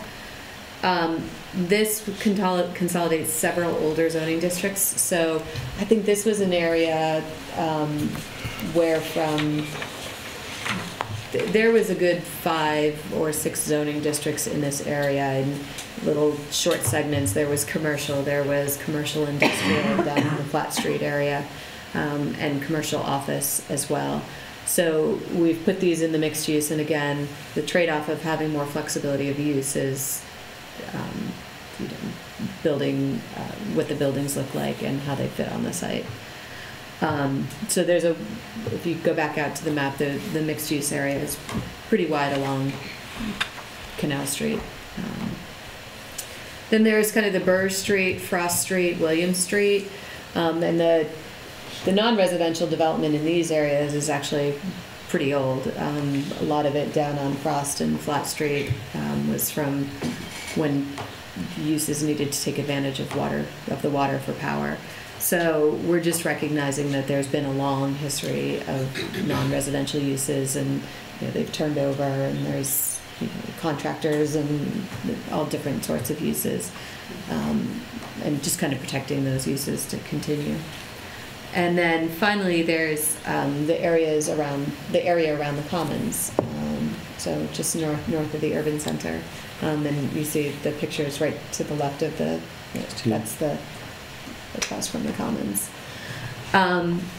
In this area, clearly they were large historic homes. At some point, the land use regulations must have taken into account that it was very difficult to maintain these large stately homes, and so allowed office uses in. So right now this is zoned as residential office. The Planning Commission kind of looked at the area and thought, sometimes when you're here on the weekends, it's really quiet and dead up there. And what about a little cafe, or what about a little jewelry store, or something that maybe takes advantage of the commons and could maybe have that be a more active space. So this was also placed in the mixed-use zoning district to allow some more retail uses, and just kind of activate the area maybe a little bit more, 7 days a week. So that's the mixed use. Yeah. Okay, you up for this one? I think you are. Yeah, sure. And so this is the urban center. We've really not made, we've adjusted boundaries a little bit to kind of reflect what the development pattern is and what the building type is. So what we want to do is just maintain downtown Brattleboro as a compact, vital, pedestrian-friendly, mixed-use urban center with multi-story buildings built to or close to the edge of the street. Because there's definitely this part of Main Street where the buildings are a little bit back and are not in the block form, but most of Main Street is characterized by the block buildings. So we put a couple of examples. This is the high-rise on Elliott Street. Right now, I think the urban center goes out a little bit further down Elliott Street, and we're proposing to kind of cut it off right after the BHA high-rise building. And you can see, this is a 6-story building next to a 3- or 4-story home, so it's kind of a distinct edge. And this is over on Canal Street, so this is the Abbott block? Abbott block. You can really see the break here. This is where it begins to be some of the smaller homes. So that's an area where we adjusted the boundary. There's a whole area, Estabrook, Lawrence Street. This is currently in the urban center, and this is really a dense residential area, so we took that out and placed it in the mixed-use zoning district. But there's been no adjustments to the northern boundary. And the only other significant, I'm sorry, we'll talk about the Depot Street area. That's not currently zoned in the urban center, so we'll be talking about that in a couple of minutes. But, there is no, there is a floor area ratio in the downtown, which is, we'll talk more about in June, but there is no minimum square footage for the size of building, or maximum square footage for the size of building. We use a different measure, but you could potentially build up to 6 stories, but you couldn't have 6 full stories, and it would have to be set back at some point. Talk more about the floor area ratio later. So no minimum or maximum in terms of size? No. And you can build right up to the side property lines as well. You have to be a maximum, there's a maximum of 20 feet back from the front property line. That can give you some, if you have it set back, then you can have maybe some plaza or, some. That's just in the urban center? Yes. And so that's consistent with the existing zoning as well. You can build up to the property lines. Because we want to be able to replicate the block buildings. Is there any way we can improve, we don't take advantage of the river at all. We're getting to that. Oh, sorry. Yeah. Hey, Just, sorry. that's okay. Okay. We'll definitely get to it. Are you good? Yep. Okay. Oh, we're there. Oh! See? Okay. That was very good. We have a new zoning district. It's called the Water and Recreation Zoning District. So what we've done is we've taken lands that are along the Connecticut, the West River, the Whetstone Brook, and actually Pleasant Valley Reservoir, as well as lands that have public recreation on them. Most of them are town-owned, like Living Memorial Park or the West River playing fields, which kind of has dual purpose. So we've lumped them together. So not every piece of property in this district is on the waterfront, but most of them are. And it's a combination of both town-owned land and privately owned and developable land. So you'll see that Depot Street is up in the upper left-hand corner. Depot Street is in the water and recreation zone, and there is some town-owned land, but there's also privately owned land there. The Route 30, the development out on Route 30, which is pretty low-density highway commercial development that was typical of the 1970s and 80s. That includes the professional offices and Green Mountain Power's facility and some artists that have located out there. So this is the area that we're discussing right here. Yeah, so that's all privately owned, and that is also in the zoning district. And then there's several parcels, some town-owned, along the Whetstone Brook. And these are they're low-lying parcels. They're subject to flooding risk, and a lot of them are difficult to access. They are also in the zoning district.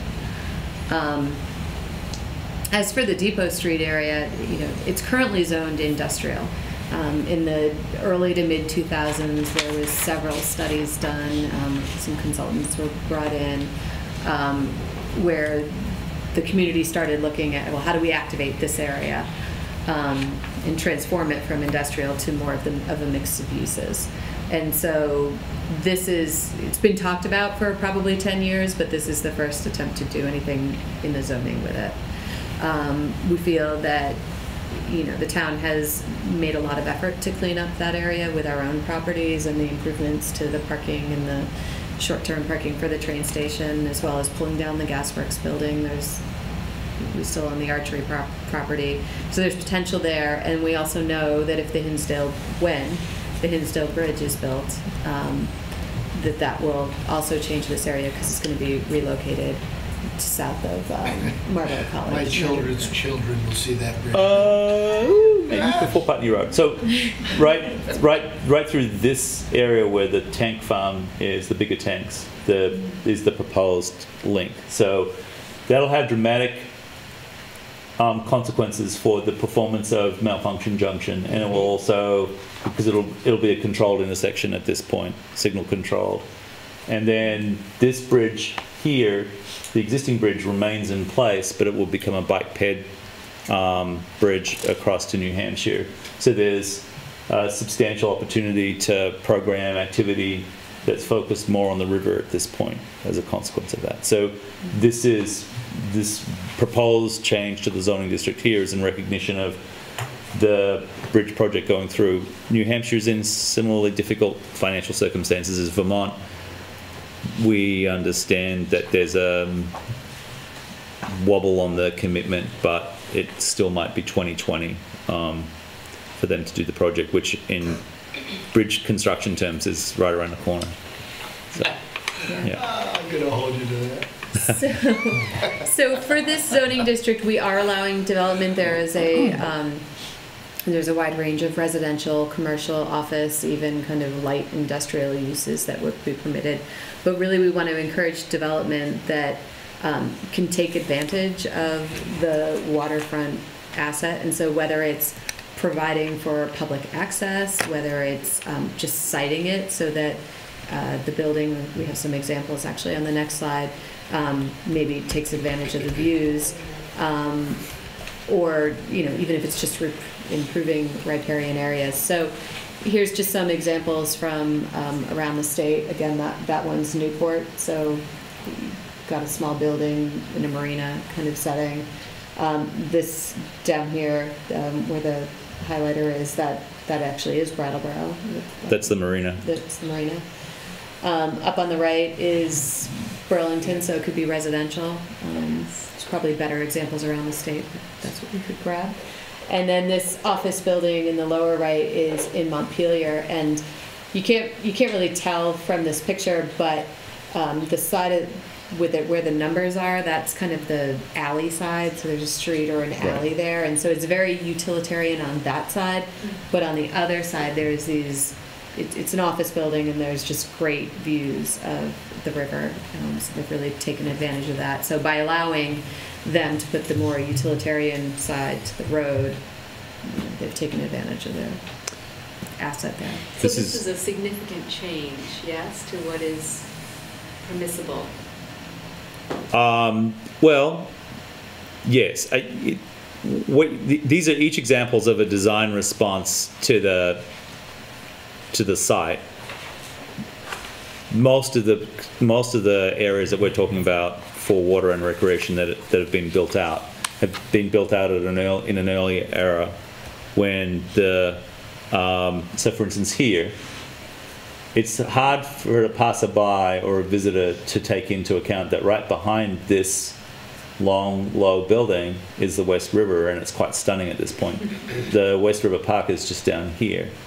But these are arguably not sited to take advantage of or to promote access to the riverfront, whereas all of these clearly are. So we would be encouraging these kinds of design responses in preference to that utilitarian structure that's really just located on a state highway with relatively good vehicle access, and that was the obvious motivating factor.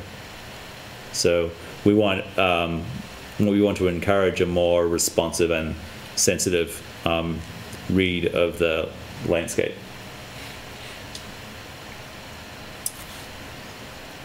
And there is an 8,000 square foot maximum footprint for buildings. Right. Before, are you done with the water recreation? Because I want to ask about the Route 9 part of it, where it comes right up to Route 9 there, where the farmers market is. Yes. And I don't see under the things that are permitted or prohibited. I don't see anything that describes the farmers market unless it were a recreational park. So I wonder what will be the effect, if we adopt this, what would be the effect on the farmer's market?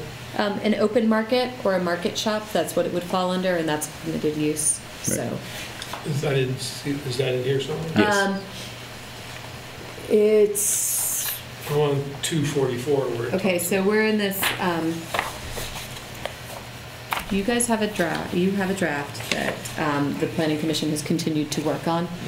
So I'm gonna check your draft because it may have been updated when the farmer's It market was was. in a box on top of a file. Right. So, It may be obsolete. so while Sue's checking on that, I'll move on.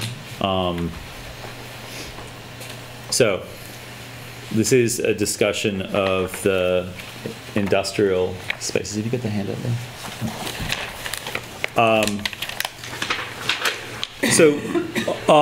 This is another part of the work of the town plan, actually, where we did an analysis using GIS of the existing industrial districts in town and the average parcel size and the kinds of development that has been taking place in industrial districts. And I think that over time, there's been some slippage that's taken place. So you can have a fairly small parcel in industrial districts in Brattleboro, about 1.5 acres, I think, is the current minimum parcel size. And that makes those already existing industrial areas of town somewhat vulnerable to uses that might have some attributes that need to be mitigated. So a body, an auto body panel shop or a auto repair shop. But it also makes it possible for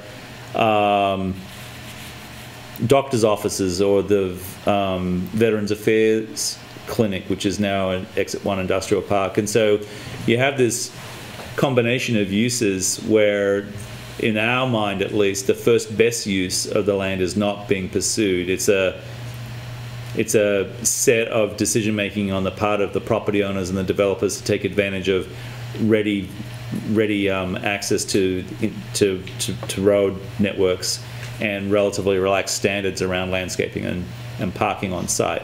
And so what we wanted to do was make every effort to preserve large industrial parcels so that we can actually host meaningful industrial development in town that would occupy fairly large parcels and need to have the negative side effects of their size mitigated. So again, it would be traffic, mostly to do with truck and employee traffic.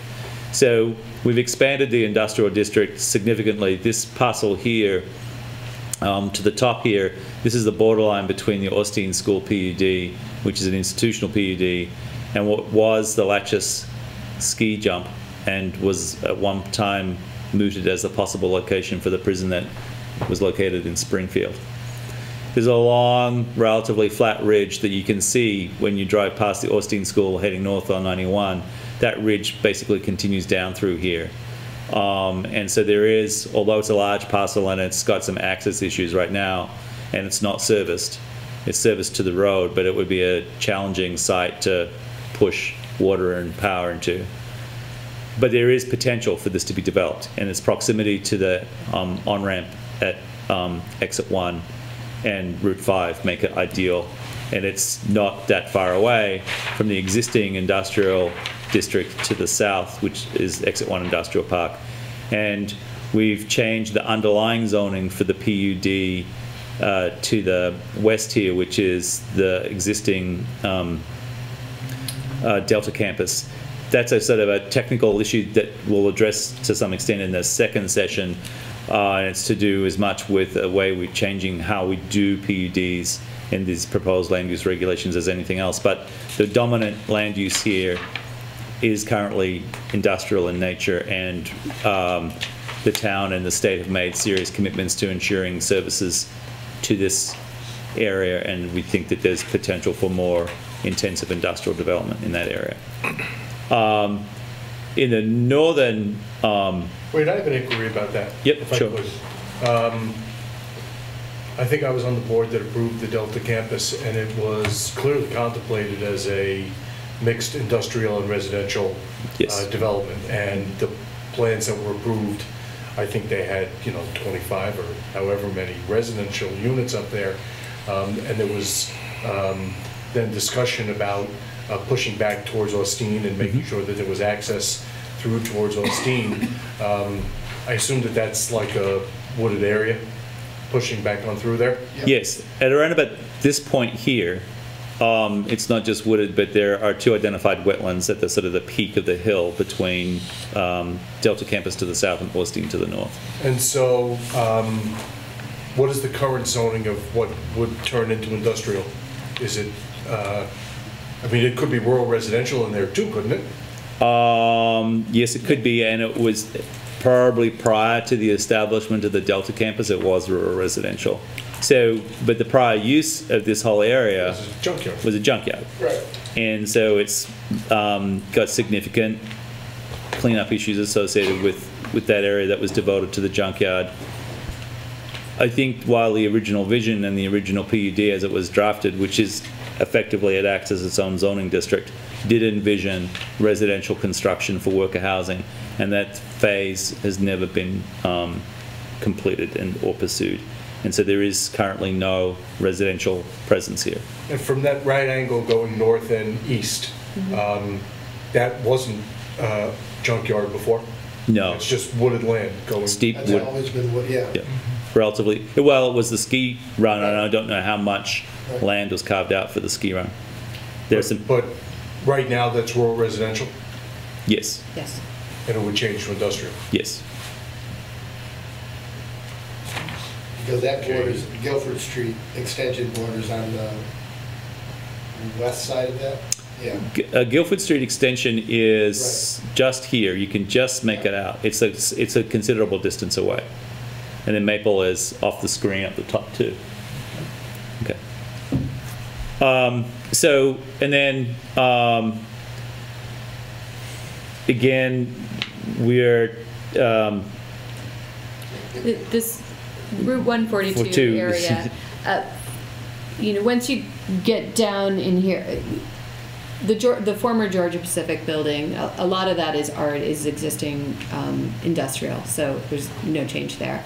There is an area just to the west of 142, actually, where well, part of it's cotton mills further north, but that's currently in a commercial industrial zoning district, as well as these buildings just to the top of it. So that's actually down on 142. Yes. Those are in a commercial industrial district. That's another zoning district that we're doing away with, and we're just putting it in the industrial zoning district. Which is consistent with the pattern of use that's found there. Yep. That's where Triple T is? And yes. Yeah. In fact, that's Triple T's office right there. And this sewer treatment plant is right across the street. Right, and I think that we're not entirely sure why it was this blend of commercial and industrial, but we think it's much more appropriate to treat it as industrial land. It's flat, it's well accessed by 142, it's serviced, there's a major water pipeline goes down beside 142. There's industrial uses once you cross over to Vernon, it's... Yeah. Rod, before you move on, I want to go back to the Delta Campus question just for a minute. As an indication of something broader across all of the changes that are being made. So that was approved to be a combination of industrial and residential, but for a variety of reasons you've already talked about, the residential hasn't been pursued. But they hold an approval for that. Yes. And now the regulations are going to change to create it as a industrial zone. Yeah. So tell us everything you need to tell us, but my specific question is there a specified period of time for which holders of such an approval would still be able to pursue the prior approval, or the project as it was previously approved, and then it'll run out? There's basically no time horizon on that. So if they want to preserve their existing PUD as it stands now and not amend it, they can go forward and do whatever they're permitted to do according to their existing PUD document. Forever. Forever. Okay. The reason being because it was a zoning change. Right. It'll exist. Right. For all intents and purposes, it will exist as its own zoning district. Right. If they want to break out of that, if they want to come before the town and say, we've changed our minds, we don't want to do that anymore, we would probably counsel them to not do that. Well, no, we would counsel them to basically cancel their old PUD and develop it. Now, given the total area of that PUD, as much as anything else, you know, if they were still able to mount a compelling argument that they wanted to incorporate worker housing as part of their PUD, I mean, that's something that could be looked at under those circumstances. But the onus would be on them as the applicant to argue for that. Right. And factors including the total area of the PUD and how the worker housing was going to be integrated with the other now dominant uses. Didn't they already start putting in some infrastructure work up there for the individual housing? I thought they did. They laid. Maybe I'm thinking of a different parcel, but I thought electric was already up. I'm not in. They may have run electric, but I'm not in. I don't think it's anything consequential. Okay. So we're almost done with the zoning districts. We're going to talk about PUDs at the second meeting, but I did want to point out, because you have the map in front of you, there's the gray institutional district. What we did, as we said, the existing PUD structure changes the zoning. So if you look at the existing zoning map, there's PUD kind of dotted all through town. We were able to clump together those that are kind of have an educational or healthcare institutional purpose. And so these ones that are listed have been put into the institutional zoning district, but they all have a planned unit development underlying it, which actually guides what they can do with the property. So it's the Austin School, World Learning, the high school and middle school, the hospital, Bobek, the Retreat, and Wyndham Foundation. There are several other PUDs that exist that have just gone into, they're more privately owned, so I'm trying to think. There's a couple on Putney Road that are commercial developments. There's the SU Organ Factory. They have all, rather than be put into an institutional district, because they don't really have an institutional ownership, they've just gone to the zoning district that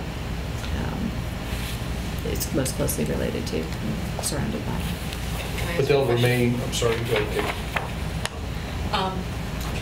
With the Wyndham Foundation on Route 30, yes, that doesn't, being an institutional designation, doesn't prohibit them from putting anything commercial on that property or not? No, because their existing planned unit development governs it, right, and that does allow commercial. Oh, okay. Right.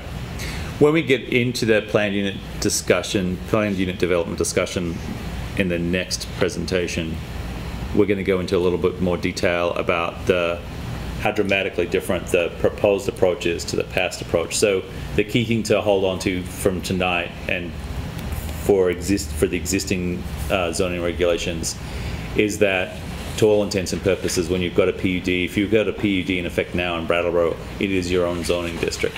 And so there's a range of uses, both permitted and conditional, for the PUD that is the Retreat Farm that's in place. And so again, as property owners and developers, they'll have that question: do we fold this and basically build a new document, or do we stick with this because this still embodies our vision? Realistically, I think, entities such as the hospital, they have a master plan that's recognized under Act 250. They have an existing PUD. They're pretty clear about what they need to do and what they propose to do over a probably 10 or 20 year time frame, and there's no real impetus for them to change out. But that's not true of all PUD holders. What we do hold out as a promise is that a new PUD is a much simpler process, and they wouldn't even be before you for the approval, which is apparently a really big selling point. So That's, What are you saying? we enjoy our time here. I got 15 minutes to deal with road now. Right. What kind of, I know, what can I say? And so finally, for this presentation, because we actually were going to talk about rural and rural residential in the next slideshow, but there's the residential, the RN, the yellow that you see on your map. These are areas of high to moderate density residential development. They're compact, they're walkable, there's a high quality of life, there's a lot of character in these areas. We're not, the most significant change that's happening here, and it's kind of a minor one in our eyes, is the residential density. So we're setting it at kind of 12 units per acre. Right now, we have a kind of a sliding scale, so you can get, if you want 1 and 2 units, you need 6,000 square feet. If you're going to add a third unit, you need an additional 2,000 square feet. If you're going to have a fourth, an additional 2,000 square feet. That sliding scale is going away, so it's going to be, first 2 units, 6,000 square feet. Every other unit after that's going to require 6,000 square feet. And the reason that this has come about is, there are parts of this residential neighborhood that are very dense, and in the sliding scale, we've found that the impacts of having the denser housing is pushed into the neighborhood. So it's parking all over, trying to squeeze the parking in all over and really getting it up to the property lines, and then your neighbors are upset. It's the parking needs to spill out onto the street, and what do you do in the winter? Then they're parked everywhere. So it's really a way to kind of control the quality of the neighborhood, and that's why there's that change rather than the sliding scale. It's just more firm. Are there other factors in addition to parking that are significant that we should know about? I think parking is the key, and then other matters that are pretty mundane but end up the cause of neighborhood disputes include recycling cans and trash cans and where they get put, and junk in the yard versus, some kind of particularly the front yard, whether it's landscaped or not. So there are many neighborhoods where the very small front yard is given over to a parked car, or that's where the dumpster is if it's a multi-unit development, so that the trash gets picked up by one person and those kinds of things. So we're really addressing some of those very minor, but at the neighborhood level, really critical elements of what we call site plan, what actually happens on site and how it's protected. So we want to foster appropriate landscaping and appropriate space so that the service functions associated with living anywhere, and your mess is not your neighbor's view out their front window. And so in our experience in the office has led us to the conclusion that things can get too dense with the existing residential neighborhoods. And it was interesting with this, we actually took an approach where we were allowing more of a mix of uses, and so there was some commercial and office uses that we were allowing to be up to 2,000 square feet. And in our public outreach that we did in January and February, that was people did not like that. They like the idea of a corner store, which we have now in the existing zoning, and that actually will continue, kind of a small neighborhood store like Avenue Grocery or something like that. But they didn't want more commercial retail uses that had been written in a previous draft, so that's been scaled back. And there's home occupation, and there's other ways that you can have a business out of your house that are still protected in this proposed land use regulations. In fact, there used to be more corner stores around the town as a whole, and Avenue Grocery may be the only one that's left at this point. Yeah. Other than the convenience stores, that's the only one that's left. Yeah. Gujas. Yeah. Yeah, Gooders. Yeah, right. But that's in a mixed-use service center. Right, and then this guy here but that's right on the edge of the urban center. So over here. Right. Yeah. Okay, so you've been asking questions all along, which is great. Well, I want to talk. I want to talk in terms of process now. if I could first inquire of you, there are 4 of these slideshows? Yes, and you just saw the And we first saw one of them. Well,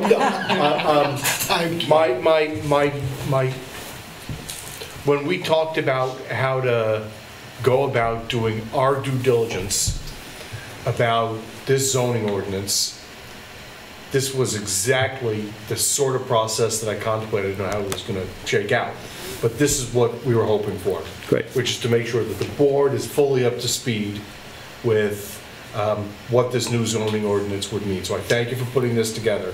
I think that given the nature of the interaction we've had over the course of this discussion, it's not clear to me that we can do 2 of these in one night. Yeah. And we may have to at some point do 2 of them, but at this point I don't think we're ready to do another one this evening.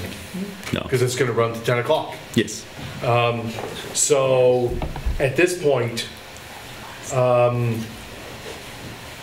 we already have meetings every week. Last week, this week, next week, and the week after. I don't know how long the meetings are in the 12th and the 19th. Peter, can you weigh in on that? We could probably do the next presentation on the 12th. What we're doing as of now on the 12th, and it was going to be a shorter evening, we can make it into a normal evening, is a review of the financial project and the presentation of the 3 budgets that are not the general fund budget. We're putting all that to bed as we speak so that it's ready to go into your packets on Friday, and I can tell you that I think that it's, I think the budget consideration on those parts of our overall budget is not going to take a great deal of time. It's going to be a brief presentation. It's all going to be very straightforward. It's going to be very similar to what you've seen on those topics in prior years. And it will be good to finally have a chance to talk in some detail about the project, but that's not going to take us an hour. I think if I present for 15 minutes and we have some Q&A, we can get through that. So it would have been an evening when you would have been in and out real quick, and instead, we do the second presentation. Let's do part 2 that night. Yeah, I think we should do part 2 on the 12th. And then, were we putting up one on the 19th anyway? And Yeah, we can check. no, the 19th is a regular meeting, and there'll be, as far as I can tell, I don't know if it's going to be a long meeting, but it's going to be a normal meeting. The next evening when it was going to be 2 more presentations was the 2nd. Well, I think what we should do is try to do it again on the 26th, then we'll have an hour and a quarter of a discussion, and we'll break it up then into 4 hour and a half discussions. Sue's looking at me like she can't, she doesn't want to come. No, I didn't know. I'm listening. All right, No, it's not a problem. good, she's just listening. So, Dancing with the Stars. well, so we're doing the first one on the 5th. We're going to plan on doing one on the 12th. We're going to add a meeting on the 26th, if that's okay. And then we'll do the last one on the 2nd. Is that okay? We're adding a meeting on the 26th. It's just going to mean that we're meeting 6 weeks in a row. Just to part of Right, That doesn't matter. right. I might What's, not be can you? able to attend the 26th. All right, well, do you want us to put it another time? No, you can do it. If I can't come, you can do it. All right, so what we're going to do is we're just going to wind up meeting unless there's objection these 6 weeks in a row. And the 26th will wind up being an hour and a quarter meeting for part 3. And then we'll be finished with the presentations on the 2nd. I've missed you people, so I'm glad that we're going 6 weeks in a row. Yeah, it's back to more normal. Well, it's so that we don't have to stay till 10 Well, o'clock. we may find that we can just rush right through the subdivision stuff and not need an extra night. Right, and if we can move quickly, we'll do that. All right, but let's at least contemplate We that. think that this was good discussion. It's much better for us to actually hear, this works for us really well, because what we're trying to do is gauge you're aware, where you're at, right? So this is important for us. This is very important for us. I have to tell you, this was very good. Yeah, It so was very Thank you. thorough. Thank you. Accessible. Yeah. Good. Great. And you So dumbed it down for me. no, it's The slides are good, the color stuff. Color's good. good. So we think that the next presentation won't take as long as this one, partly because it's a little more technical and partly because it's not really about anywhere in particular, except to say the western 2/3 of town. So, but it's a little less neighborhood level and much more about an approach. So we think it will be quicker. Come back and visit with us at 7 o'clock, is it 7 o'clock next Tuesday? Sure.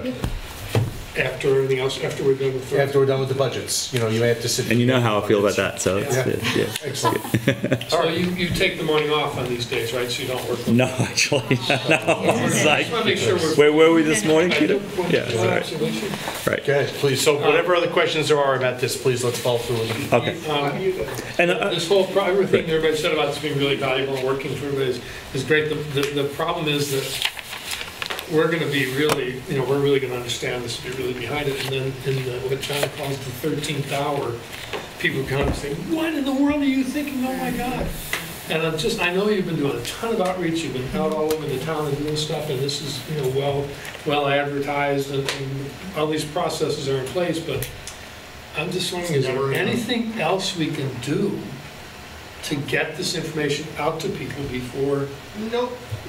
So just give up Well, and this is accept it. helpful. I mean, these people watch BCTV. This is Yes, they helpful. do. I mean, it's another way to Right. get it out. And Right, so we see this as still a form of outreach. Yeah. It's totally focused on your Yeah. needs as an audience, which is good, but I think it's going to hopefully be picked up in the press and in other places. Yeah. I think that We need something controversial on the agenda, even if we don't get to it. So the media shows up.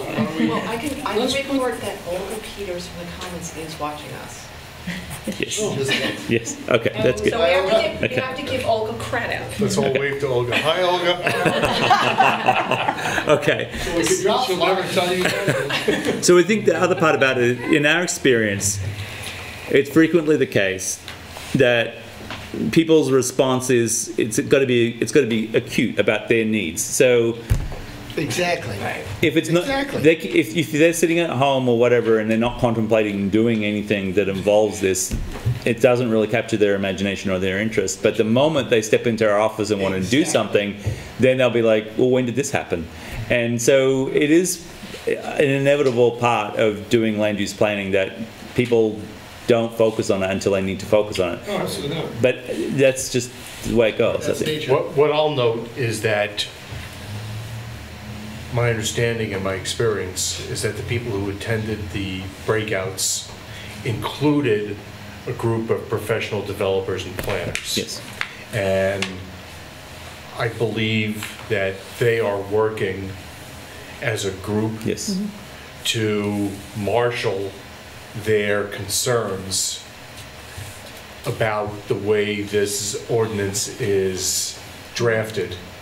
And I expect they will come and drop their objections on us at the first public hearing. And they probably don't consider this to be particularly useful, but there will, I expect, be an organized response from the development community at the first public hearing, and then the board is going to have to grapple with that, working with the planning department to determine how to respond to it. Do I have that probably correct? yes, Yes. That will be That's their, called the 11th hour. and their interest, Yeah. their interest would But we be, are still taking comment, and we have. Right. And we're happy. We're looking forward to receiving their comments. Great. so their interest will be the options for subdivisions and the developments. All of it. All of it. I think that they have their interest is both broad and deep. Are you really? So we just have to accept that we have to explain it. You have to explain it. Well, that's not, No, I think we've been through that explanation phase, and they've had the documents in their possession for months now, and so we're expecting a sustained response, and we'll deal with that when we get it. and we'll be educated as a result of these presentations, and we'll work with the planning commission, we'll work with the planning Right. department, and we'll then make the policy decisions based upon the recommendations of the people who work with us and the people who are expressing their concerns. Right. Sound facts. Yeah. Right, right. Right. And we'll make those decisions over the course of June, July, and August. Great, thank you. Is there any further inquiry about any of these zoning regulation-related matters? Thank you so much. Thank you. for You're very coming. welcome. This was way helpful. Okay, great. So the next matter on the agenda is town committees and boards, and I can't find the cursor. maybe you can explain how it's broken into two parts and why and what's going on tonight. Sure. So we have That's just crazy. What the hell's an item for your policy action related to the ADA Advisory Committee that is an important step forward in establishing that committee as one of the town's standing committees. It has officially been one of the town's standing committees, but it has functioned much more as an ad hoc committee up until this time. So the first of the two committee-related items before you tonight is to have you approve that this will be a 7-member standing committee with 2 3-year seats, initially 2 3-year seats, 2 2-year seats, and 3 1-year seats in order to create staggered terms. And then, if you have approved that, to determine whether or not you are willing to allow non-residents to serve on this committee. Is there a reason not to? We actually think there is a reason to do that. This is a committee where it is comprised of and in service to a particular population within the community, and there have been contributions made in the deliberations there from people who are not residents of Brattleboro, but can add to the quality of the discussion and the actions that are taken by the committee. So we think, given the uniqueness of this committee, it actually is helpful to have it be broader eligibility. And then the final action would be to appoint 6 of the 7 members, because we have applications, and the committee has gone through a nice process where they themselves sort of looked around the table and adjusted to each other's desires and expectations and slotted people in. Of the people who are currently serving, they've slotted themselves into a 1-year seat, 2-year seat, or 3-year seat, leaving one of them vacant because there's only 6 folks signing up at this point. So our recommendation would be that you adopt all 3 of the motions that are set forth on page 3 of the administrative report, which will accomplish those 3 actions. Anybody have any questions or comments? Is there any reason to limit the number of people that are not residents? I mean, I can't think of any, but we don't. It's different. It is different, but we might be trying to solve a problem that doesn't exist if we try to determine arbitrarily a number, a cutoff for that. Well, it would be completely arbitrary. They'd say no more than 7. That's fair. Any further questions or comments or anything? Seems like an appropriate way to proceed to regularize the procedure and to set the committee on a good path to functionality. One thing I should point out, just for the record, and to make sure that the 5 of you are aware of this and comfortable with it, and you should direct us otherwise if you're not comfortable with it, because there has been an informality to this committee, it has functioned more like an ad hoc committee. We are not 100% certain of exactly how long some of the members have served. So we have a policy in town that limits people to 9 years. There are certain people we would be able to say when they reach the 9 years based on the amount of time they've been on the ad hoc and now would be serving on the standing committee. Others we wouldn't be as sure. Because of that ambiguity and because of this being a moment in time when we're solidifying this and moving forward, you don't need to make this as a formal part of your action, but our recommendation would be that this be the moment in time when everybody is first appointed. And we just go on from here. For the purposes of this committee, we go on from here with the 9-year clock ticking. Excellent. Any further and I have cleared, I'm sorry, I have cleared that with Bob Fisher. It's an unusual set of circumstances, so that unusual interpretation he thinks can be defended. Okay. Any further discussion? I guess we're ready for motion. Okay. All 3 at once? Sure. Here we go. Sure. I move to approve the establishment of a 7-member ADA advisory committee with 2 3-year seats, 2 2-year seats, and 3 1-year seats. I move to allow non-residents to be members of this committee, and I move to appoint Elizabeth Snyder for a 3-year term, Bob Sisler and Gary Snyder for 2-year terms, and Missy Boothroyd, Candace Stauman, and Whitney Nichols to 1-year terms. Is there any further discussion? Hearing none. All those in favor, please say aye. Aye. Anybody opposed or abstaining? That carries 5-0. Next, Peter, if you could, oh, it just looks like the Economic Hub Study Group, which is going to be meeting for the first time on Thursday. Right. We're going to put the town manager instead of the interim town manager. Exactly. Yeah, Any just discussion housekeeping. about that? I move to include Peter Elwell to the Regional Economic Hub Study Group in replacement of the previous appointment of interim town manager Brattleboro. Any discussion? Hearing none, all those in favor, please say aye. Aye. Anybody opposed or abstaining? That carries 5-0, sorry. Okay. Can I inquire what's going on with the rest of the committee appointment process?